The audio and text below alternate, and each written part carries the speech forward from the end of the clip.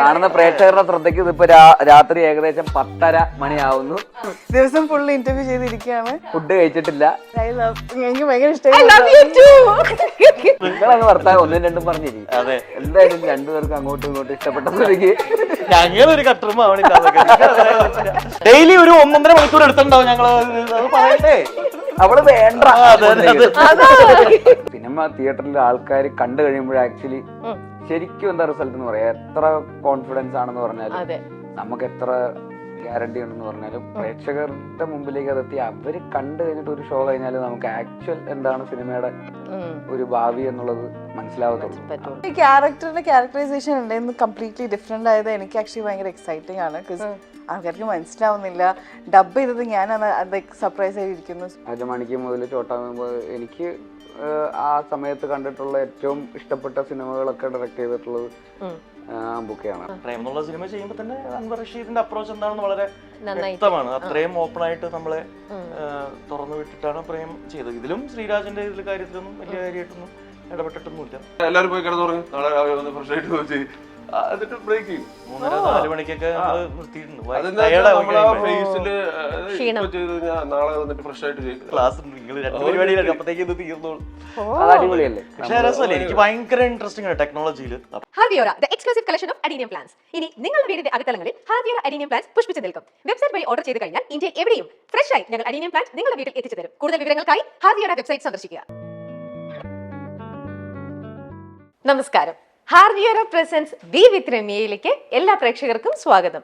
ഇന്ന് നമ്മുടെ ബി വിത്ത് രമ്യയിൽ നമ്മുടെ കൂടെയുള്ളത് നമ്മുടെ ഏറ്റവും പുതിയ ചിത്രമായ അൻവർ റഷീദ് പ്രൊഡക്ഷൻസിന്റെ ശ്രീരാജ് ശ്രീനിവാസൻ സംവിധാനം ചെയ്ത പ്രാവൻകോട് ഷാപ്പ്. നമുക്ക് ഇഷ്ടപ്പെട്ടതേ എല്ലാ താരങ്ങളും ഇവിടെ നല്ല റെഡി ആയിട്ട് നിൽക്കുന്നുണ്ട്. എനിക്കിതിൽ എന്നെ ഏറ്റവും കൂടുതൽ ഷോക്കിപ്പിക്കണത് എന്റെ പൊന്ന് ചാന്ദിനി. എത്ര നേരം മേക്കപ്പ് ചെയ്തിട്ടായിരിക്കും ആ ഒരു കോലത്തിലേക്ക് ചാന്ദിനിനെ ഒരു ഷിഫ്റ്റ് ചെയ്തിട്ടുണ്ടാവുക. അത്ര ബ്യൂട്ടിഫുൾ. എനിക്ക് ആദ്യം മനസ്സിലായില്ല ആളെ കണ്ടിട്ട്.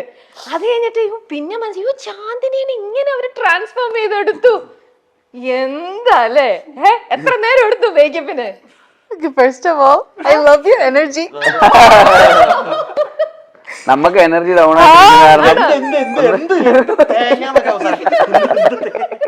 അതൊന്ന് ബാലൻസ് ചെയ്യുന്നതാണ്. കുറച്ചും കൂടെ പക്ഷെ ഇത്രയും എനർജി നേരിട്ട് ഇത്ര കിട്ടുന്ന നമുക്ക് വിശന്നിരിക്കണം. പ്രേക്ഷകരുടെ ശ്രദ്ധയ്ക്ക് ഇതിപ്പോ രാത്രി ഏകദേശം 10:30 മണിയാവുന്നു.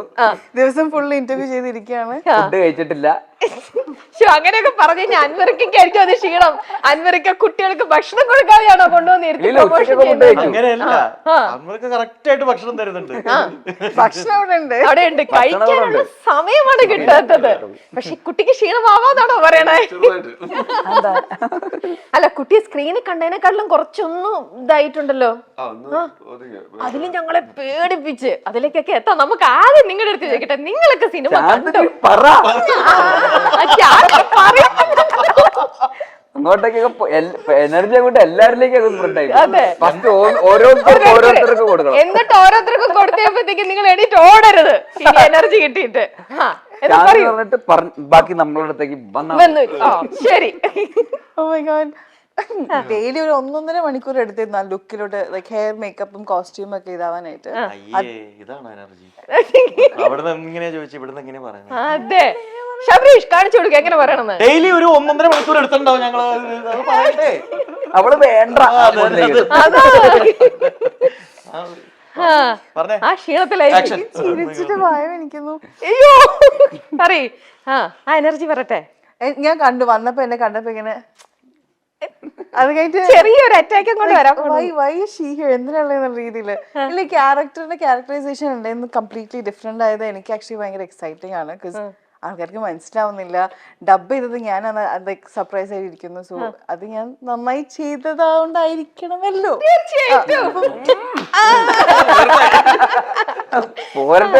അതെ, എന്നെ പറഞ്ഞു എന്താ എനിക്ക് ഭയങ്കര ഇഷ്ടമായി.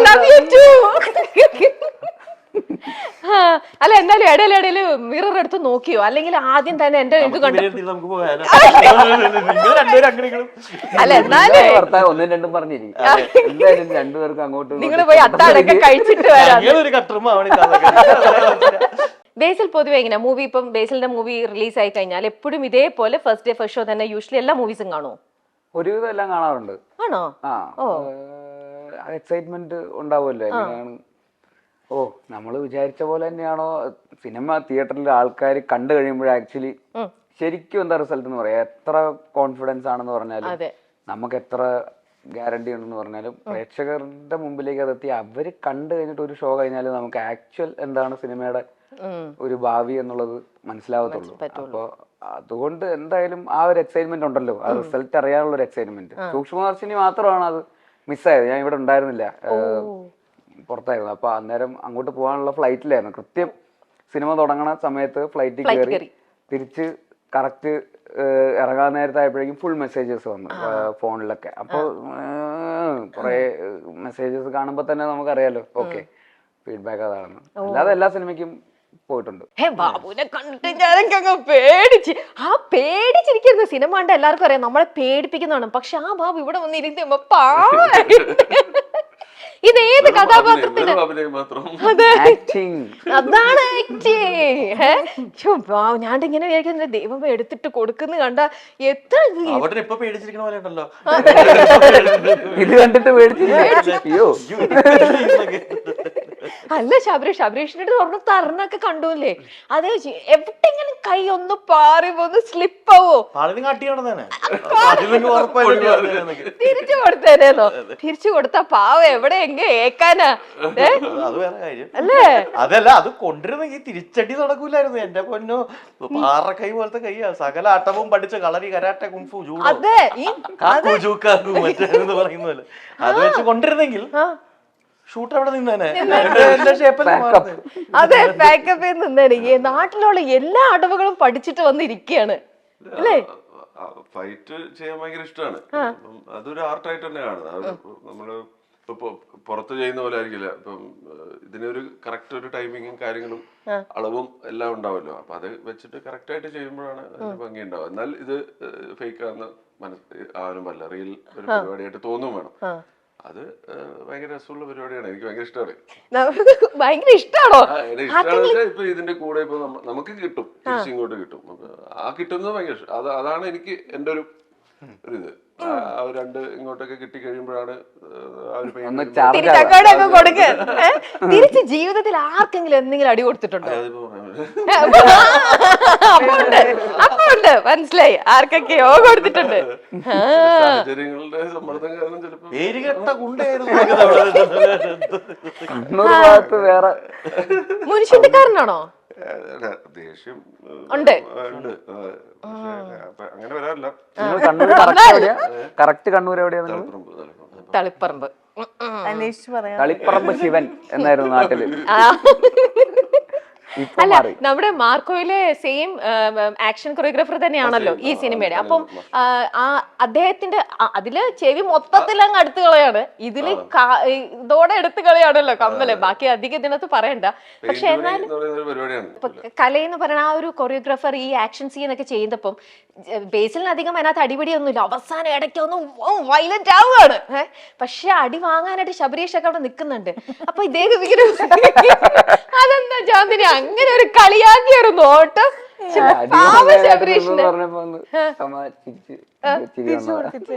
അവർ രണ്ടുപേരും അടി വാങ്ങാനായിരുന്നു. പുള്ളി ആദ്യം ഓടി, അല്ലെങ്കിൽ ആദ്യം കൈ കൊണ്ട് കിട്ടുമെന്ന് അറിയാവുന്നതുകൊണ്ട്, സിനിമ അറിയാവുന്നതുകൊണ്ട് ആദ്യം തന്നെ ഫ്രെയിം എക്സിറ്റ് അടിച്ച് ഞാൻ ഈ സീനിലുണ്ട് ഒരൊറ്റ പോക്ക്. പിന്നെ അവിടെ മെയിൻ ആയിട്ട് ഞാൻ ഇത് ഏറ്റവും വലിയ പ്രശ്നം എന്തായിരുന്നു വെച്ചാൽ അടികൊള്ളുന്നുള്ളത് സെക്കൻഡറി ആയിരുന്നു. അവിടെ ഒരു പുകയും കിട്ടുന്നുണ്ട്. എന്റെ പൊന്നോ, ഡീസല് പുകയും പൊടിയും ഒക്കെ കൂടെ ആയിട്ട് അതിന്റെ കൂടെ എങ്ങനെയെങ്കിലും രക്ഷപ്പെടുക എന്നുള്ളത്. കാരണം ഇങ്ങനെ മറ്റേ ആ സ്മോക്കർ വെച്ചിട്ട് ഡീസൽ ഒഴിച്ചിട്ടാണ് ചെയ്യുന്നത്. ഓഫ്, അവിടെ ശ്വാസം കിട്ടാൻ ബുദ്ധിമുട്ടായിരുന്നു. അപ്പൊ അതുകൊണ്ട് എന്താന്ന് വെച്ച് കഴിഞ്ഞാൽ ആക്ഷൻ പറഞ്ഞ ഫ്രെയിമിൽ എന്നെ പതിച്ചു മനസ്സിലാക്കി. അപ്പൊ തന്നെ ഞാൻ സ്ഥലം ഓടാൻ അട്ടി. പോലീസ് ലാത്തി ചാർജ് വരുമ്പോ പിന്നെ നെഞ്ചും മരിച്ചു നിൽക്കേണ്ട കാര്യമില്ലല്ലോ. ഏത് ഗുണ്ടയാണെങ്കിലും ഓടും. പക്ഷെ ചില പോലീസുകാർ ഒട്ടും വയലൻസ് ഒന്നും ഇഷ്ടമല്ല. No violence no violence. അവിടെ ഭയങ്കര ഇതിലാണല്ലോ വന്ന് ചിരിച്ച് നിൽക്കും.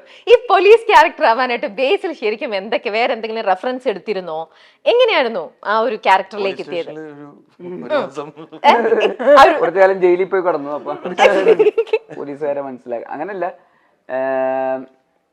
ശ്രീരാജിന്റെ ഒരു ഗൈഡൻസിനനുസരിച്ചിട്ട് നിൽക്കുക എന്നുള്ളത് തന്നെയാണ് ബേസിക്കലി. പുള്ളിക്ക് കൃത്യമായിട്ട് ഇങ്ങനെയൊക്കെയാണ്, ഇങ്ങനെയൊക്കെയാണ്, സ്ഥിരം പോലീസുകാർ ചെയ്യണ പോലെ ചെയ്യണ്ട, അല്ലെങ്കിൽ അങ്ങനത്തെ രീതിയിൽ വേണ്ട. അവിടെ അങ്ങനെ ഒരു പോലീസ് ഓഫീസറായിട്ട് എന്നെ കാസ്റ്റ് ചെയ്യുന്നതിൽ തന്നെ അതിൻ്റെ അകത്തൊരു വേറൊരു ടെംപ്ലേറ്റ് ബ്രേക്കിംഗ് ഉണ്ടല്ലോ.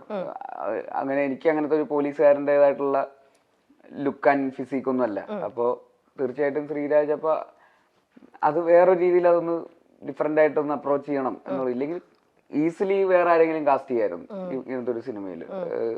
അപ്പൊ അത് പുള്ളി അവിടെ തന്നെ പുള്ളി അതിനനുസരിച്ചിട്ടുള്ള ഒരു അത് തന്നെ എനിക്കൊരു എക്സൈറ്റ്മെന്റ് തോന്നി. അപ്പൊ ബേസിൽ ചോദിച്ചോ എന്തുകൊണ്ട് എന്നെ ഇവിടെ ഒരു പോലീസ് ഇതായിട്ട് എന്നെ വെച്ചത് എന്തുകൊണ്ടാണെന്ന് എപ്പോഴെങ്കിലും ചോദിച്ചോ?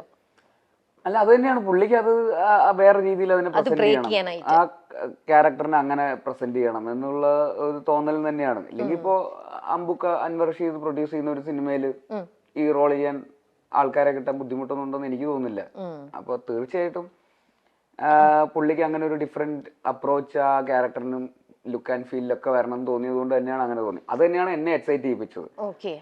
അപ്പൊ അങ്ങനത്തെ റോളുകൾ വരുമ്പോൾ കൂടുതൽ എക്സൈറ്റ്മെന്റ് തോന്നുന്നു. ഇപ്പൊ സൂക്ഷ്മദർശിനിയിലെ മാനുവൽ എന്ന് പറയുന്ന ക്യാരക്ടർ എൻ്റെ അടുത്ത് വന്നപ്പോൾ എനിക്കത് ഭയങ്കര എക്സൈറ്റ്മെന്റ് ആയിട്ട് തോന്നി. കാരണം അത് പെട്ടെന്ന് എക്സ്പെക്ട് ചെയ്യുന്ന ഒരു കാസ്റ്റിംഗ് അല്ല, അതായിരുന്നു ആ ക്യാരക്ടർ ചെയ്തപ്പോൾ എക്സൈറ്റ്മെന്റ്. അപ്പൊ അതുപോലെ ഒരു സിനിമ തന്നെയായിരുന്നു പ്രാവിൻ ഗുഡ് ഷാപ്പ്. പിന്നെ എൻ്റയർ പ്രോസസ്സിൽ പുള്ളിയുടെ ഫീഡ്ബാക്സ് ഇങ്ങനെ സ്ഥിരം ഒരു ഇതിന്നും മാറാൻ വേണ്ടിട്ട് ഇങ്ങനെ വീണ്ടും മൺമോർ എടുത്ത് ഡബിലാണെങ്കിലും കറക്റ്റ് ചെയ്യിപ്പിച്ച് ഇങ്ങനെ ഭയങ്കര പണിയെടുപ്പിച്ചിട്ടുണ്ട്. കഷ്ടപ്പെടുത്തി അല്ലേ? അൻവർക്ക് വെറുതെ ഒന്നല്ല പൈസ തന്നെ, കഷ്ടപ്പെടുത്തി തൃശ്ശൂർ സ്ലാങ്ങും പഠിപ്പിച്ച് അതൊക്കെ ഈസി ആയിരുന്നോ? തൃശ്ശൂർ സ്ലാങ് പറയാനും കുഴപ്പമില്ല, കാരണം ഇവരെല്ലാരും കാസ്റ്റ് ആൻഡ് ക്രൂ ശ്രീരാജും ഡയറക്ഷൻ ടീമും പിന്നെ അഭിനയിച്ചിരിക്കുന്ന ഒട്ടുമിക്ക ആക്ടേഴ്സും എക്സെപ്റ്റ് ഈ പറയുന്ന നമ്മള് കുറച്ചുപേരും പിന്നെ സൗബിക്ക് ഒഴികെ ബാക്കി അതിലുള്ളവരെല്ലാം തൃശ്ശൂരുകാർ തന്നെയാണ്. അപ്പൊ അവരുടെ ഇടയിലേക്ക് അങ്ങ് ചെന്ന് കയറുമ്പോ തന്നെ നമുക്ക് ഒരു 2-3 ദിവസത്തിൽ തന്നെ അതിലേക്ക് അങ്ങ് എത്തും. തൃശ്ശൂരായി. എന്തെങ്കിലും നിങ്ങൾ ആരെങ്കിലും ഷാപ്പിൽ പോയിട്ടുണ്ടോ? ശരിക്കും പിന്നെ പ്രാവൻകൂടി ഷാപ്പ് എന്ന് പറഞ്ഞ ഷാപ്പ് ഉണ്ട് ശരിക്കും, അവിടെ പോയിട്ടില്ല. ആണോ? ശരിക്കും ഉള്ളതാണോ? അങ്ങനെ ഒരു ഷാപ്പുണ്ട്. ഓക്കെ. അപ്പൊ പ്രാവൻകൂടി ഷാപ്പിൽ പോയിട്ടുണ്ടോ? ആണോ? പ്രാവൻകൂടി ഷാപ്പിൽ പോയിട്ടില്ല, അല്ലാണ്ട് അവിടെ പോയിട്ടില്ല, പക്ഷെ അല്ലാതെ പോയിട്ടുണ്ട്. അപ്പൊ ഇതിന്റെ പ്രൊമോഷനായിട്ട് നിങ്ങൾ അവിടെ തന്നെ വേണ്ടേ പോവാൻ? പ്രാവൻകൂടി ഷാപ്പിൽ പോയിട്ട് ഭക്ഷണം കഴിക്കുക, പ്രാവൻകൂടി ഷാപ്പിന്റെ അവിടെ ചെന്നൊരു ഫോട്ടോ എടുത്ത് നിങ്ങളെ കിട്ടിക്കഴിഞ്ഞാൽ പെട്ടെന്ന് ഇതായില്ലേ? പ്രൊമോഷണൽ ഐഡിയാസും തരുന്നുണ്ട്. കണ്ടോ എന്തൊക്കെയാണോ നോക്കിക്കേ. കുട്ടി വരാൻ വൈകി, കുറച്ച് വൈകി. പറഞ്ഞ സ്ഥിതിക്ക് ഇനിയിപ്പോ അങ്ങനെ അല്ല, അതൊക്കെ നല്ലൊരു ഇതല്ലേ ശരിക്കും. നല്ല ഫുഡും കഴിക്കാം. അതെ, നല്ല ഷാപ്പ് ഭക്ഷണം കഴിക്കാം. നിങ്ങൾക്ക് ഇഷ്ടല്ലേ? പോയിട്ടില്ലേ ഷാപ്പില്? ഞാൻ പോയിട്ടുണ്ട്, ഞാനും എന്റെ അമ്മയും കൂടെ പോയിട്ടുണ്ട് ഫുഡ് കഴിക്കാൻ വേണ്ടിട്ട്. എവിടെ? ഏത് ഷാപ്പില്? ഏത് നാട്ടില്? മുല്ലപ്പന്തല്. അവിടെ ഫുഡ് മറ്റു റൂംസ് ഉണ്ട്, അവിടെ ഫാമിലി ആയിട്ട് അങ്ങനെ ഇരുന്ന് കഴിക്കുന്ന ഒരു ആംബിയൻസ് ആണല്ലോ. ഷാപ്പൊക്കെ അങ്ങനെയായി. ആണോ? പിന്നെ കുറെ ഷാപ്പുകൾ മറ്റേ ഫാമിലി രീതിയിൽ റെസ്റ്റോറന്റ് വൈബില്. കഴിഞ്ഞ ദിവസം ഞാൻ നാട്ടിലൊരു കള്ള് ഷാപ്പ് കണ്ടു, മാതൃക കള്ള് ഷാപ്പ്. അതെന്തായിരുന്നു പോയി ചോദിക്കായിരുന്നില്ലേ? മാതൃക കള്ള് ഷാപ്പ്, മാതൃക പോലീസ് സ്റ്റേഷൻ ഒക്കെ കേട്ടിട്ടുണ്ട്. ഗവൺമെന്റ് അപ്രൂവ്ഡ് കള്ള് ഷാപ്പ് തന്നെയാണ്, സർട്ടിഫിക്കേഷൻ ഒക്കെ ലേഡീസ് ഉള്ളിയോ? ലേഡീസ് ഉള്ളി ആവുന്നതിന് ഇപ്പൊ എന്തിനാ മാതൃകയാവുന്നത്? മാതൃത്വം എന്ന് വിചാരിച്ചില്ലേ? മാതൃക എന്ന് പറഞ്ഞ മോഡൽ കള്ള് ഷാപ്പ് വയനാട്ടില്. വയനാട്ടിൽ. എന്നിട്ട് അന്വേഷിച്ചു അത് എന്തുകൊണ്ടാണ്, എന്തിനാണ്, അത് ഉദ്ദേശിക്കുന്നത് എന്താണെന്ന്? എനിക്കറിയണം. ഇല്ല, ഞാനത് ചോദിച്ചില്ല, ഇനി ചോദിച്ചു നോക്കാം പറഞ്ഞ സ്ഥിതിക്ക്. പക്ഷെ ഫോട്ടോ എടുത്ത് വെച്ചിട്ടുണ്ട്. അപ്പൊ വേണ്ട കാര്യങ്ങളൊക്കെ ചെയ്ത് വെച്ചിട്ടുണ്ട്. പയ്യെ ഓരോന്നും നോക്കാന്നൊക്കെ. എന്തിനായിരിക്കും ഇപ്പൊ മാതൃക കാണിക്കുന്നത്? അവരധികം ഫിറ്റ് ആവാണ്ടോ? അല്ലെങ്കിൽ ഇപ്പൊ സംസാരിക്കുന്നില്ലേ, അതായിരിക്കും വേണ്ടത്. എന്തോ എന്താണ് അല്ല, അവര് കറക്റ്റ് അളവിന് കള്ളു കൊടുക്കുക, അതിന് അനുസരിച്ച് നല്ല ഭക്ഷണം കൊടുക്കുക. ചിലപ്പോ അങ്ങനെയൊക്കെ മാതൃകാപരമായിട്ട് നീറ്റ് ആയിട്ട് അവിടെ ചെയ്യുന്നത് വേറെ അഡിക്റ്റീവ്സ് ഒന്നും ആഡ് ചെയ്യാത്തതോ ചിലപ്പോ അങ്ങനെയൊക്കെ നിങ്ങൾ ഇതിനകത്ത് പലതും കലക്കി കൊടുക്കുന്നില്ലേ? നിങ്ങളുടെ കള്ളി ഷാപ്പിൽ വരുന്ന ഇവർക്ക് പലർക്കും നിങ്ങളൊക്കെ എന്തൊക്കെ കലക്കി കുടിക്കണ്ടേ? മോഡൽ പോലീസ് സ്റ്റേഷനിൽ ഒരു സർട്ടിഫിക്കേഷൻ കിട്ടണമെങ്കിൽ അതിന് അതിന്റേതായിട്ടുള്ള കുറെ ഗൈഡ് ലൈൻസ് ഫോളോ ചെയ്യണമല്ലോ ആ പോലീസ് സ്റ്റേഷനിൽ. ഇന്നത് ഉണ്ടാവണം ഇങ്ങനത്തെ ആയിരിക്കണം. അതുപോലെ ഒരു കള്ള് ഷാപ്പിൽ എന്തെങ്കിലുമൊക്കെ റെഗുലേഷൻസ് ഉണ്ടാവും, അത് കറക്റ്റ് ഫോളോ ചെയ്യുന്നവർക്ക് അത് ചിലപ്പോൾ കിട്ടുമായിരിക്കും. കറക്റ്റ് ആയിട്ട് പാട്ട് പാടാൻ പാടില്ല, ചുമ്മായിട്ടായിരിക്കും ഇപ്പൊ നമ്മൾ ഇത്രയും ചർച്ച ചെയ്യില്ല, ചർച്ച ചെയ്യട്ടെ അല്ല അങ്ങനെ ചുമ്മാ ഇടാൻ പറ്റില്ല. അത് അല്ല, പേര് മാതൃക പേരല്ല, പേര് വേറെന്തോ ആണ്. ഓ അങ്ങനെ, അത് ശരി. ഞാൻ വിചാരിച്ചു ഷാപ്പിന്റെ പേര് അങ്ങനെ നമ്മളെല്ലാരും വിചാരിച്ച് ബേസിൽ പറഞ്ഞപ്പോ അപ്പൊ എന്തായാലും അന്വേഷിക്കണം, അതിന്റെ പിന്നിൽ എന്തോ കഥയുണ്ട്. ഓക്കെ, ഇനി നമുക്ക് വീണ്ടും ഇതിലേക്ക് വരാം. അൻവർ റഷീദ് എന്ന് പറയുന്ന പ്രൊഡ്യൂസറിന്റെ മൂവി എന്ന് പറയുമ്പോൾ എല്ലാവർക്കും, ഇന്നലെ തന്നെ ഞാൻ തിയേറ്ററിൽ ഇരുന്നപ്പോ എന്റെ തൊട്ടടുത്തിരുന്ന ആള് പുള്ളി അപ്പഴാ അറിയണേ, പുള്ളി അപ്പൊ തന്നെ ഉറക്കെ പറയാം, ഓ ഇത് അൻവറിന്റെ മൂവി ആയിരുന്നോ? ആൾക്കാരുടെ ഒരു പ്രതീക്ഷ. പുള്ളി എപ്പോഴാ അറിയണത്? ശരി, നമുക്ക് പുള്ളി ഏത് സാഹചര്യത്തിൽ ഓടി വന്നിട്ട് നമുക്ക് അറിയില്ലല്ലോ ഓരോരുത്തരുടെ. അല്ല പക്ഷെ പുള്ളി അത് പറഞ്ഞപ്പോഴേ അല്ല, എന്നാലും ആ പറയുമ്പം ആ പേരിനുള്ള ഒരു നമ്മൾ ആൾക്കാർ എല്ലാരും ഒരു പ്രതീക്ഷ വെക്കും. അത് ചിലപ്പോൾ ഒരു പക്ഷെ ആ പ്രൊഡക്ഷൻ ബാനറിനാവാം, ഒരു പക്ഷെ ചിലപ്പോൾ ഡയറക്ടർക്കാവാം, ഒരു പക്ഷെ അഭിനയിക്കുന്ന നിങ്ങളിൽ ഓരോരുത്തരുടെയും മേലിലുള്ള നമ്മുടെ ജനങ്ങളുടെ ഒരു വിശ്വാസം. അപ്പോൾ നിങ്ങൾ ഓരോരുത്തരുമാണെന്ന് പറയുമ്പോൾ ഇത് എന്തായാലും ഒരു നല്ലൊരു ഫീൽ ഗുഡ് മൂവിയാണ്, അല്ലെങ്കിൽ ആ ഒരു പ്രതീക്ഷയോടെയാണല്ലോ എല്ലാവരും എപ്പോഴും കയറുന്നത്. ഇതേപോലെ നിങ്ങൾ എല്ലാവരും കൂടി ഈ ഒരു പ്രാവിൻകോട് ഷാപ്പ് എന്ന് പറഞ്ഞ ഈ ടീമിലേക്ക് വന്നപ്പോൾ നിങ്ങളുടെ പ്രതീക്ഷയ്ക്ക് എന്തായിരുന്നു? ഇദ്ദേഹത്തിന്റെ ഒരു പ്രൊഡക്ഷൻ കമ്പനിയിൽ അൻവർ റഷീദിന്റെ കൂടെ നമ്മളൊക്കെ ജോയിൻ ചെയ്യുന്നു, ആ ഒരു ഫീൽ. ഞാൻ എന്റെ പ്രേമം ആയിരുന്നു. ഓൾറെഡി എക്സ്പീരിയൻസ് ഉണ്ട്, അറിയാം, അങ്ങോട്ട് പരിചയമുള്ളതാണ്. അതിനുശേഷം പ്രൊഡ്യൂസ് ചെയ്ത പല പടങ്ങളിലും സെറ്റുകളിൽ പോവുകയും, ഇപ്പൊ ഇത് പറവയുടെ ആണെങ്കിലും ശരി, ആവേശത്തിന്റെ ഒക്കെ അവന്റെ വൈഫാണ് ആവേശത്തിന്റെ പ്രൊഡക്ഷൻ ഡിസൈനർ. ആ ബാറുകളൊക്കെ ഉണ്ടാക്കിയത് അവളാണ്. അപ്പം അമ്പുക്കായിട്ട് അറിയാം എന്താണ് അപ്രോച്ച് എന്നുള്ളത്. പ്രേമത്തിൽ തന്നെ ഇതിലൊന്നും പോയിട്ടില്ലെങ്കിലും പ്രേമം എന്നുള്ള സിനിമ ചെയ്യുമ്പോൾ തന്നെ അൻവർ റഷീദിന്റെ അപ്രോച്ച് എന്താണെന്ന് വളരെ വ്യക്തമാണ്. അത്രയും ഓപ്പൺ ആയിട്ട് നമ്മളെ തുറന്നു വിട്ടിട്ടാണ് പ്രേം ചെയ്തത്. ഇതിലും ശ്രീരാജിന്റെ ഇതിൽ കാര്യത്തിലൊന്നും വലിയ കാര്യമായിട്ടൊന്നും ഇടപെട്ടിട്ടൊന്നുമില്ല. അപ്പം അറിയാം പുള്ളിക്ക് അത്രയും ധാരണയുണ്ട് നമുക്കെന്നുള്ളത്. നമ്മൾക്ക് ഇത് വളരെ ഈസിയാണ് ശരിക്കും പറഞ്ഞാൽ അൻവർ റഷീദിന്റെ ടീംസിൽ പോയി അഭിനയിക്കാന്ന് പറഞ്ഞാൽ ഒന്നും നോക്കേണ്ട കാര്യമില്ല. അതെ. എങ്ങനെയാ ബേസിലിന് അതെങ്ങനെയാ തോന്നിയത്? ഞാൻ ഭയങ്കര ഫാൻ ബോയ് ആണ് അദ്ദേഹത്തിന്റെ എല്ലാ സിനിമകളുടെയും, പ്രൊഡ്യൂസ് ചെയ്ത സിനിമകളുടെ ആണെങ്കിലും ഡയറക്ട് ചെയ്ത സിനിമയാണെങ്കിലും. ഉറപ്പായിട്ടും രാജമാണിക്യം മുതൽ ചോട്ടാ എനിക്ക് ആ സമയത്ത് കണ്ടിട്ടുള്ള ഏറ്റവും ഇഷ്ടപ്പെട്ട സിനിമകളൊക്കെ ഡയറക്ട് ചെയ്തിട്ടുള്ളത് അമ്പുക്കയാണ്. അപ്പൊ അതുകൊണ്ട് എനിക്കതൊരു, ഞാൻ ആദ്യമായിട്ടാണ് അദ്ദേഹത്തിൻ്റെ കൂടെ വർക്ക് ചെയ്യുന്നത് പ്രൊഡക്ഷൻ എന്നുള്ള രീതിയിലാണെങ്കിൽ പോലും. അപ്പൊ അതുകൊണ്ട് എനിക്ക് ഭയങ്കര സൂപ്പർ എക്സൈറ്റഡ് ആയിരുന്നു. ഓക്കെ, അത് എന്തോ ഒരു അച്ചീവ്മെന്റ് കിട്ടിയ പോലെ തന്നെയായിരുന്നു ആസ് ആൻ ആക്ടർ. അദ്ദേഹം വിളിക്കുന്ന ഒരു പൊസിഷനിലെത്തി വാവ് എന്നുള്ളൊരു പോയിന്റിലാണ് എനിക്ക് ആ എക്സൈറ്റ്മെന്റ് കിട്ടിയത്. അപ്പോ പിന്നെ സ്ക്രിപ്റ്റ് വായിക്കുകയും, എന്നിട്ടാണ് ഞാൻ സ്ക്രിപ്റ്റ് വായിച്ചതും. തീർച്ചയായിട്ടും സ്ക്രിപ്റ്റ് ഇഷ്ടപ്പെട്ടതുകൊണ്ട് തന്നെയാണ് ചെയ്തത്. പക്ഷെ ഡെഫിനറ്റ്ലി അൻവർ റഷീദ് എന്റർടൈൻമെന്റിന്റെ പ്രൊഡക്ഷനിലുള്ള സിനിമ എന്നുള്ളത് നമുക്കൊരു എക്സ്ട്രാ കോൺഫിഡൻസും ആ ഒരു സേഫ്റ്റിയും ഉണ്ട്. പിന്നെ അത് ഡീൽ ചെയ്യുന്ന രീതി ഇപ്പൊ ചാന്ദിനി പറഞ്ഞ പോലെ തന്നെ ഭയങ്കര പോസിറ്റീവ് ആയിട്ടുള്ള ആളാണ്. സംസാരിക്കുമ്പോഴും ഓറയാണ്, എപ്പോഴും 1000+ ഓറയാണ്. അതുണ്ട് ഭയങ്കര. അതെല്ലാരും ആരെങ്കിലൊക്കെ പറയുന്നുണ്ട്. അല്ല അപ്പം അതെ, അല്ല ബേസിലിന് അപ്പൊ ഒരു ഡയറക്ടർ എന്നുള്ള രീതിയിൽ നോക്കുമ്പോഴും ഇപ്പൊ ഒരു ആക്ടർ എന്നുള്ള രീതിയിൽ അദ്ദേഹത്തിന്റെ കൂടെ ഇപ്പൊ ഭയങ്കര ഹാപ്പി ആയി വർക്ക് ചെയ്യാൻ ഒരു എക്സൈറ്റ്മെന്റ് ഉണ്ടായിരുന്നു, സന്തോഷമായി എന്ന് പറഞ്ഞു. അപ്പോഴും ഉള്ളിന്റെ ഉള്ളില് ഇദ്ദേഹത്തിന്റെ കൂടെ എനിക്കൊരു ഡയറക്ഷനും ചെയ്യണം, അങ്ങനെ എപ്പോഴെങ്കിലും അങ്ങനെ ആഗ്രഹിച്ചോ? ഞാൻ ഡയറക്ട് ചെയ്യുന്ന മൂവി പ്രൊഡ്യൂസ് ചെയ്യാൻ അൻവർക്ക വേണം എന്ന് അങ്ങനെ? ഇല്ല, തീർച്ചയായിട്ടും അദ്ദേഹത്തിനെ പോലത്തെ ഒരു പ്രൊഡ്യൂസർ കൂടെ ഉണ്ടാവുക എന്നുള്ളത് ഏറ്റവും ഭയങ്കര സന്തോഷമുള്ള കാര്യമാണ്. കാരണം ശ്രീരാജ് എന്ന് പറയുന്ന ഒരു പുതിയ ഡയറക്ടറിന്റെ കൂടെ അദ്ദേഹത്തിന്റെ കൺവിക്ഷന്റെ കൂടെ ഇത്രയും കോൺഫിഡന്റ് ആയിട്ട്, ഇത്രയും ഗട്സി ആയിട്ടുള്ള ഒരു അപ്രോച്ചുള്ള ഒരു സിനിമ കൂടെയാണ്. അത് സ്ഥിരം സഞ്ചരിക്കുന്ന വഴികളിലൂടെ സഞ്ചരിക്കുന്ന ഒരു സിനിമയല്ല. അത് പിന്നെ വിശ്വസിച്ചിട്ട് ഇത്രയും ബജറ്റും കാര്യങ്ങളൊക്കെ ആയിട്ട് അതിന്റെ ഷൂട്ട് തന്നെ ആ സ്കെയിലൊക്കെ കാണുമ്പോൾ തന്നെ അറിയാം ഒരു ചെറിയ ബജറ്റിൽ ചെയ്ത സിനിമയല്ല.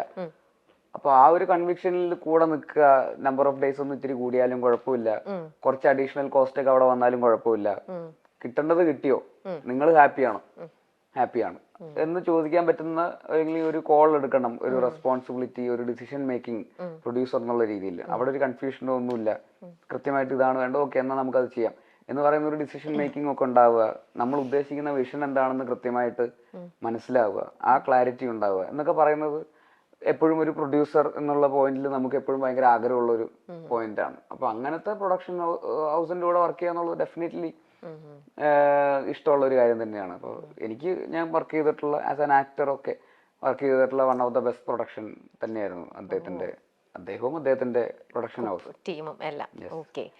ആൻഡ് യു യെസ് ബാബുന് ഭയങ്കര ക്ഷീണമാണ് കേട്ടോ. പാല് കലക്കി ഇതൊക്കെ ഈ കാര്യങ്ങൾ ഇങ്ങനെ പറയുമ്പോ ഞാനിങ്ങനെ ആലോചിക്കായിരുന്നു. എന്റെ ഒരു ഇത് എന്നെ ആദ്യം ഈ പടത്തിലേക്ക് വിളിക്കുന്നു, ആദ്യത്തെ കോള് വരുന്ന എബ്രു, നമ്മുടെ അസോസിയേറ്റ് ഡയറക്ടറാണ് വിളിക്കുന്നത്. എബ്രുവിന്റെ കൂടെ ഞാൻ കുറുപ്പിലും എബ്രു ഉണ്ടായിരുന്നു, അങ്ങനെ അറിയാം. അപ്പൊ അതിനകത്ത് ഇങ്ങനെ ചെറിയൊരു പരിപാടി ഉണ്ട്, ഒന്ന് മീറ്റ് ചെയ്യണം എന്ന് പറഞ്ഞിട്ടില്ല, ഒന്നും ഓക്കെ അങ്ങനെ ഒന്നും പറഞ്ഞിട്ടില്ല. അപ്പൊ ഞാൻ പറഞ്ഞ എപ്പോഴാന്ന് പറഞ്ഞാൽ മതി, റെഡിയാണ്, ഇവിടെ ഉണ്ട്, എറണാകുളത്തുണ്ട് എന്ന് പറഞ്ഞു. അങ്ങനെ ഞാൻ ആദ്യമായിട്ട് അമ്പുക്കയുടെ ഓഫീസിൽ എത്തുകയാണ്. അവിടെ എത്തി ആദ്യമായിട്ട് ഞാൻ കാണുകയാണ്. കണ്ട് ഇങ്ങനെ സംസാരിച്ചു. കുറച്ച് കഴിയുമ്പോൾ ഒരു കാപ്പി കുടിക്കാന്നൊക്കെ പറഞ്ഞ് ആ വീട്ടിലോട്ടൊക്കെ കൊണ്ടുപോയി. അവിടെ നിന്ന് ഒരു കട്ടനൊക്കെ പിടിച്ച് ഇങ്ങനെ ഇരുന്ന് ഈ കാര്യങ്ങളൊക്കെ ഇങ്ങനെ സംസാരിച്ച് വരുമ്പം അപ്പൊ ഒന്നും എനിക്കറിയില്ല സിനിമയെ കുറിച്ചോ ഈ സിനിമ എന്താണെന്നോ ഒന്നും ഒരു ഐഡിയോ കാര്യങ്ങളോ ഒന്നുമില്ല. അപ്പൊ അവര് ജസ്റ്റ് എന്നെ കണ്ടിട്ട് തീരുമാനിച്ചിട്ട് നെക്സ്റ്റ് എടുക്കാം എന്നായിരിക്കും, അല്ലെങ്കിൽ അങ്ങനെ ആയിരിക്കും ആ ഒരു മീറ്റിംഗ് ഉണ്ടാകുക. പക്ഷെ പണ്ടത്തെ കാലത്ത് മുന്നേ ഇപ്പം ഒരുപാട് നമ്മൾ ഇതിലെ ഈ സിനിമയിലോട്ട് വരുമ്പോഴുള്ള സമയത്തൊക്കെ നമ്മൾ ഒരു ആക്ടർ ആഗ്രഹിക്കുന്ന ഒരു പരിപാടിയുണ്ട്. പണ്ട് ഇപ്പോഴാണ് കൂടുതൽ ഈ മെയിലിലൂടെയും ഈ വാട്സപ്പിലൂടെയൊക്കെ നമുക്ക് ഈ സ്ക്രിപ്റ്റ് അയച്ചു തരുന്നത്. അപ്പം നമ്മള് ഒരു കാലഘട്ടത്തിൽ എന്ന് പറഞ്ഞാൽ നമ്മൾ ആ ബണ്ടിൽ സ്ക്രിപ്റ്റ് തരിക എന്ന് പറയുന്ന ഒരു ചടങ്ങ് പോലെ ഒരു പരിപാടിയാണ്. അപ്പൊ അതെനിക്ക് ആഗ്രഹിക്കാൻ പറ്റില്ല, കാരണം ഇന്നത്തെ ടെക്നോളജി അതുപോലെ ആയതുകൊണ്ട് ഇല്ല. പക്ഷെ അങ്ങനെ ഒരു ആഗ്രഹം എന്റെ മനസ്സിൽ പണ്ട് ഉണ്ടായിരുന്നു, അങ്ങനെ സംഭവിച്ചാൽ അത് ഭയങ്കര രസകരമായിരിക്കില്ലേ എന്നല്ലേ. അങ്ങനെ എനിക്ക് ആദ്യമായിട്ട് കിട്ടിയത് ഇവിടുന്നാണ്. അത് എനിക്ക് ഭയങ്കര ഒരു ഞാൻ അന്ന് അത് ഇനി ഉണ്ടാവില്ല എന്ന് വിചാരിച്ച ഒരു സംഭവം എനിക്ക് അമ്പുക്കയും ശ്രീരാജും കൂടി ഒരുമിച്ച് നിന്നിട്ട് അതിങ്ങനെ തരുമ്പോ എന്താ എനിക്ക് അവരോട് പറയേണ്ടതെന്ന് എനിക്കറിയില്ല. അപ്പൊ എന്നോട് പറഞ്ഞു ഇതാണ് സ്ക്രിപ്റ്റ്, വായിക്ക് അതിന് മുന്നേ ഞാൻ ആ ഷോർട്ട് ഫിലിം കണ്ടു, എന്നിട്ട് അറിയിക്കുമെന്ന് പറഞ്ഞു. ഞാൻ ആ സ്ക്രിപ്റ്റ് ഇപ്പോഴും ഞാൻ അങ്ങനെ അതുപോലെ സൂക്ഷിച്ചു വെച്ചിട്ടുണ്ട്. കാരണം അങ്ങനെ അത്രയും അതൊരു ഭയങ്കര ഒരു മൊമെന്റ് എനിക്ക് ഭയങ്കരതാണ്. പിന്നെ അതുപോലെയല്ല, അമ്പുക്ക എന്ന് പറയുന്ന ഒരു മനുഷ്യൻ പേഴ്സണലി നമ്മളിങ്ങനെ വാച്ച് ചെയ്യല്ലോ, ഓരോ ആൾക്കാരും വാച്ച് ചെയ്യല്ലോ. ഇപ്പൊ കണ്ട് അറ്റ്ലീസ്റ്റ് നമ്മൾ കാണുമ്പോൾ കഴിച്ചോ പക്ഷെ കഴിച്ചോ എല്ലാം ഭയങ്കര കെയറിങ് ആണ്. പ്രൊഫഷണലിസം അടിപൊളിയാണ്, ഓരോ കാര്യങ്ങളും ക്ലാരിറ്റി ഭയങ്കരമാണ് എല്ലാ കാര്യത്തിലും. നമുക്ക് പഠിക്കാനുണ്ട്, അങ്ങനെ ഒരു വ്യക്തിയുടെ ഇടയ്ക്ക് നമുക്ക് കാര്യങ്ങൾ പഠിക്കാനുണ്ട്. പിന്നെ എന്റെ ടീമിനെ കൊണ്ടുപോകുന്ന രീതി, ഇപ്പം നൈറ്റ് ഷൂട്ടൊക്കെ ഉള്ള സമയത്ത് ഞാൻ കണ്ടിട്ടുണ്ട്, ഒരു പ്രൊഡ്യൂസറും കൂടിയാണല്ലോ. അപ്പം 6 മണി വരെ നമുക്ക് 6 to 6 ആയിരിക്കും കോൾ ഷീറ്റ് ഉണ്ടാവും. അപ്പൊ 6 മണി വരെയും ഷൂട്ട് ചെയ്യിക്കുക എന്നുള്ളതായിരിക്കും ചില അതായത് ആ ടൈം ഇതാണ്. ഇപ്പൊ നമ്മൾ ചിലപ്പോ ഓർമ്മയില്ല ബ്രോ, 2 മണി സമയത്തൊക്കെ ചിലപ്പോ ഉറക്കം നോക്കി എല്ലാവരും പോയി കിടന്നുറങ്ങി, നാളെ രാവിലെ വന്ന് ഫ്രഷ് ആയിട്ട് പോയി ചെയ്യും, എന്നിട്ട് ബ്രേക്ക് ചെയ്യും. 3-4 മണിക്കൊക്കെ ഫേസില് ചെയ്ത് കഴിഞ്ഞാൽ നാളെ വന്നിട്ട് ഫ്രഷ് ആയിട്ട് ചെയ്യും, രാവിലെ വന്നിട്ട് ചെയ്യും എന്ന് പറഞ്ഞിട്ട് അത് കട്ട് ചെയ്തിട്ട് എല്ലാരും പോയി അങ്ങനെയൊക്കെ ഉണ്ടായിട്ടുണ്ട്. അപ്പൊ ഞാനിങ്ങനെ അപ്പൊ ആ ഒരു ഔട്ട്പുട്ടിന് വേണ്ടിയിട്ട് നിൽക്കുന്ന, കാരണം എന്താ ഇത്രയും സക്സസ്ഫുൾ ആയിട്ടുള്ള പടങ്ങൾ ഡയറക്ട് ചെയ്തിട്ടുണ്ട്, അതുപോലെ പ്രൊഡ്യൂസ് ചെയ്തിട്ടുണ്ട്, ഇതിനെ കുറിച്ച് കംപ്ലീറ്റ്ലി അറിയാം. അപ്പൊ ഇത് എങ്ങനെ ഹാൻഡിൽ ചെയ്യണം എന്നുള്ളത് വളരെ ഈസി ആയിട്ട് നമ്മളെ കംഫർട്ട് സോണിൽ നമ്മൾ വരുമ്പോ നമ്മളൊരു പ്രൊഡക്ടിവിറ്റിക്ക് ഒരു വ്യത്യാസം വരില്ല. കറക്റ്റ് ആയിട്ട് നമുക്ക് ആരെയും ബുദ്ധിമുട്ടിച്ചുകൊണ്ട് ഒന്നും പരിപാടി ചെയ്യില്ല. ബേസിൽ ഒരു ഡയറക്ടറുമാണ്, നല്ലൊരു ആക്ടറുമാണ്. ഇത് നിൽക്കുമ്പോൾ ഇത്തരത്തിലുള്ള കഥകൾ ഏതു കഥയായിക്കോട്ടെ അപ്രോച്ച് ചെയ്യുമ്പം എപ്പോഴും ഒരു ആക്ടർ ഇപ്പൊ ബേസിലെല്ലാം ബാക്ക് ടു ബാക്ക് ഓരോ നല്ല ഹിറ്റ്സുകൾ സമ്മാനിച്ചുകൊണ്ടേ ഇരിക്കുകയാണ്. അപ്പൊ അങ്ങനെ നിൽക്കുന്ന സമയത്ത് ഒരു ഡയറക്ടറിന്റെ കണ്ണിലും കൂടെ കണ്ടിട്ടാണോ ഈ സിനിമ ഹിറ്റ് ആവുമോ, ഇതിന് ആ ഒരു ആംഗിളിലും കൂടെ അപ്രോച്ച് ചെയ്തിട്ടാണോ ഏതൊരു പ്രൊജക്ടിനും യെസ് പറയണത്? സ്വാഭാവികമായിട്ടും ഈ പറയുന്ന തിയേറ്ററിൽ വർക്കാവുന്ന, തിയേറ്ററിന് വേണ്ടി ചെയ്യുന്ന സിനിമയാണെങ്കിൽ ഡെഫിനറ്റ്ലി അങ്ങനെ ഒരു തോട്ട് പ്രോസസ് എന്തായാലും നമുക്ക് വേണമല്ലോ. ഇപ്പൊ ആ സിനിമയുടെ ഇന്റൻഷൻ അതല്ല, അത് ഒരു നീഷ് ഓഡിയൻസിന് വേണ്ടിയുള്ള സിനിമയാണ്, ഒരു ഇൻഡിപെൻഡന്റ് സിനിമയാണെന്നൊക്കെ പറയുന്നതാണെങ്കിൽ ഓക്കെ, അതിൻ്റെതായിട്ടുള്ള രീതിയിൽ അങ്ങനെ കാണുക എന്നുള്ളതാണ്. നമുക്ക് ആ സിനിമയിൽ നിന്ന് എന്താണ് നമുക്കുള്ള ടേക്ക് അവേ, ആ ഡയറക്ടർക്ക് അതുകൊണ്ട് എന്താണ് അയാൾക്കുള്ള ടേക്ക് അവേ, പ്രൊഡ്യൂസർക്ക് അതിൽ നിന്നുണ്ടാകുന്നത്, അതൊക്കെ തന്നെയാണ് അതിൻ്റെയൊക്കെ ഇന്റൻഷൻ. പക്ഷെ ഈ കമേഴ്ഷ്യലി വർക്കാവേണ്ട ഒരു സിനിമയാണെന്നുണ്ടെങ്കിൽ തീർച്ചയായിട്ടും അങ്ങനത്തെ ഒരു കണ്ണിൽ കൂടെ തന്നെ നമ്മൾ അതിനെ കാണണമല്ലോ. ഇത് എങ്ങനെയായിരിക്കും ഇത് തിയേറ്ററിൽ വർക്കാവുക, എന്തായിരിക്കും ഇതിന്റെ ഒരു ഓവറോൾ ആയിട്ടുള്ള ഒരു മൊത്തത്തിലുള്ള അപ്പീൽ എന്തായിരിക്കും എന്നുള്ളത്, പ്ലേസ് ചെയ്യപ്പെടേണ്ടത് എങ്ങനെയാണെന്നുള്ളത് കാണുമായിരിക്കുമല്ലോ. കാണുക എന്നുള്ളത് ഇമ്പോർട്ടന്റ് ആണല്ലോ. അപ്പോൾ അത് നോക്കാറുണ്ട്. മേ ബി ഒരു ഡയറക്ടർ എന്നുള്ള ഒരു പ്രൊഫൈലും കൂടി ഇതിന് കോംപ്ലിമെന്റ് ചെയ്യുന്നുണ്ടാവുമായിരിക്കും. നമുക്ക് ആ ഒരു എന്താണ് ഒരു ഓഡിയൻസ് എങ്ങനെയായിരിക്കും ഇതിനെടുക്കാൻ പോകുന്നത് എന്നുള്ളത് തീർച്ചയായിട്ടും ആലോചിക്കാറുണ്ട്, ശ്രദ്ധിക്കാറുണ്ട്. നിങ്ങൾ പരസ്പരം ഉണ്ടായിരുന്ന സമയം വളരെ കുറവായിരുന്നു എന്ന് പറഞ്ഞു. ബട്ട് സ്റ്റിൽ ഇപ്പോഴാണെങ്കിലും ഇതിന്റെ പ്രൊമോഷന്റെ സമയത്തും ഒക്കെ ആയിട്ട് നിങ്ങൾ അങ്ങോട്ടും ഇങ്ങോട്ടും പരസ്പരം കാണുന്നു, അറിയുന്നു, എല്ലാം ഉണ്ട്. നിങ്ങൾ അങ്ങോട്ടും ഇങ്ങോട്ടും എല്ലാവരും തമ്മിൽ ഏറ്റവും കൂടുതൽ നിങ്ങൾ ഇൻസ്പയർ ചെയ്തിട്ടുള്ള അല്ലെങ്കിൽ ഇൻഫ്ലുവൻസ് ചെയ്തിട്ടുള്ള എന്തെങ്കിലും ഉണ്ടോ?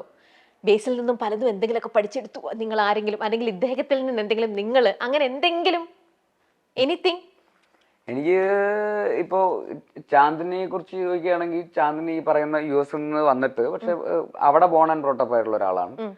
പക്ഷെ സ്റ്റിൽ ആ എഫേർട്ട് ഉണ്ടല്ലോ, മലയാളം ഇത്ര നന്നായിട്ട് സംസാരിക്കുന്നു, മലയാളത്തിൽ തന്നെ ഡബ് ചെയ്യുന്നു, ഈ പറയുന്ന സിനിമയിലും മലയാളം തൃശ്ശൂർ ആക്സെന്റ് ഒക്കെ ഡബ് ചെയ്യുന്നു. അങ്ങനത്തെ ഒരു എഫേർട്ട് ഉണ്ടല്ലോ. ഈസിലി അങ്ങനെ കമ്മിറ്റഡ് അല്ലെങ്കിൽ ചിലപ്പോൾ വേറെ ഒരാളെ കൊണ്ട് ഡബ് ചെയ്യിപ്പിക്കുമായിരിക്കാം. പക്ഷെ പുള്ളി ഷൂട്ട് ചെയ്യുമ്പോ തൊട്ടേ എനിക്ക് തന്നെ ഡബ് ചെയ്യണം, എനിക്ക് തന്നെ ഡബ് ചെയ്യണം എന്ന് പറയുന്നുണ്ടായിരുന്നു. അത് പറയുന്നുണ്ട്. അപ്പൊ അതൊരു ഡെഫിനറ്റ്ലി ഒരു പാഷനേറ്റ് ആയിട്ടുള്ള ഒരു ആക്ടറിന്റെ ഒരു ഭാഗത്ത് നിന്നുണ്ടാവുന്ന ഒരു ഇതാണ്. അപ്പൊ ഈവൻ ഇത്രയും റൂറൽ ആയിട്ടുള്ള ഒരു ക്യാരക്ടർ പ്ലേ ചെയ്യുക എന്ന് പറയുന്നതും തൃശ്ശൂരിൽ അത്രയും റൂറൽ ആയിട്ടുള്ള ഒരു സെറ്റിങ്ങിലുള്ള അങ്ങനത്തെ ഒരു ക്യാരക്ടർ മരിൻഡ എന്ന് പറയുന്ന ഒരു ക്യാരക്ടർ കമ്മിങ് ഫ്രം US. അപ്പൊ ഈ രണ്ട് കോൺട്രാസ്റ്റ് ആണല്ലോ. അപ്പൊ അത് നന്നായിട്ട് പുൾ ഓഫ് ചെയ്യാന്ന് പറയുന്നത് വലിയ കാര്യമാണ്.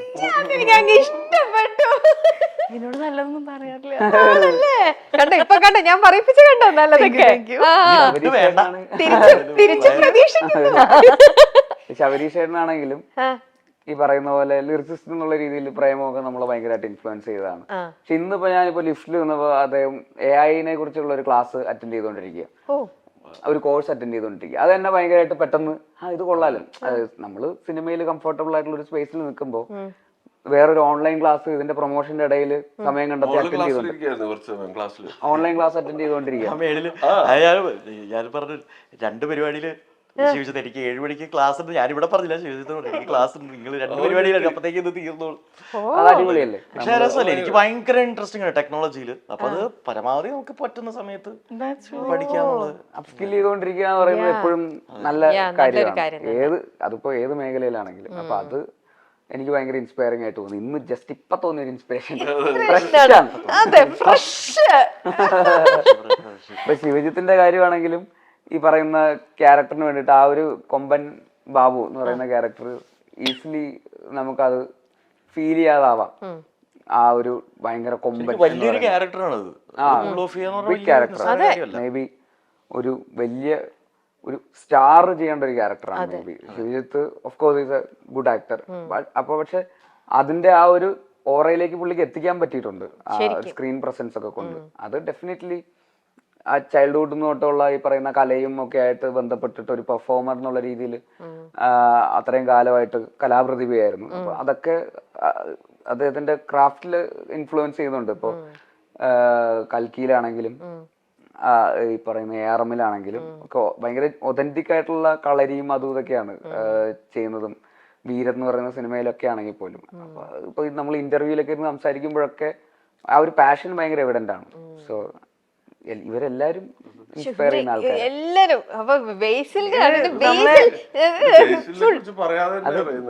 എന്തെങ്കിലും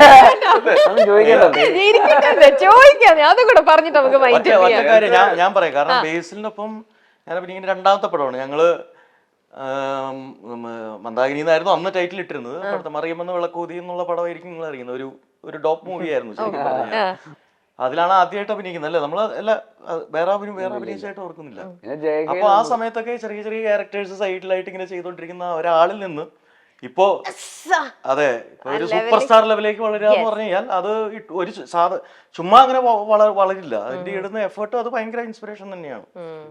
25 വയസ്സിന്റെ അകത്ത് അതേ പ്രായമുള്ള കുറെ ഫ്രണ്ട് സർക്കിളുമായിട്ട് കുഞ്ഞിരാമായണം ചെയ്തിട്ട് ഇവിടെ 1 ഹിറ്റ് അടിച്ച ആളാണ്. ഇതൊരു വലിയ ഇൻസ്പിറേഷൻ ആണ്.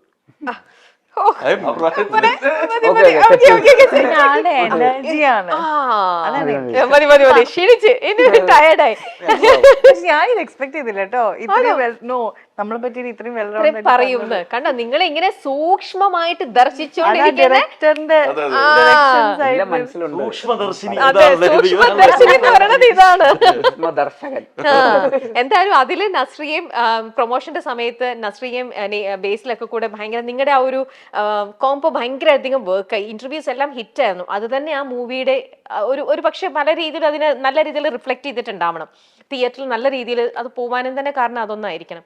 അതേപോലെ തന്നെയാണ് ഈ ഒരു ടീമിന്റെ ഈ പ്രാവിൻകൂടി ഷാപ്പ് തീർച്ചയായിട്ടും കണ്ടിരിക്കാൻ പറ്റുന്ന നമ്മുടെ ഷൈജു കാലിദാസ്. ആ വിഷ്വൽ അതൊക്കെ നമ്മൾ കാണേണ്ടത് തന്നെയാണ്, എക്സ്പീരിയൻസ് ചെയ്യേണ്ട ഒന്ന് തന്നെയാണ്. അപ്പൊ എല്ലാവരും പോയിട്ട് തിയേറ്ററിൽ പോയിട്ട് സിനിമ കാണുക. Thank you so much.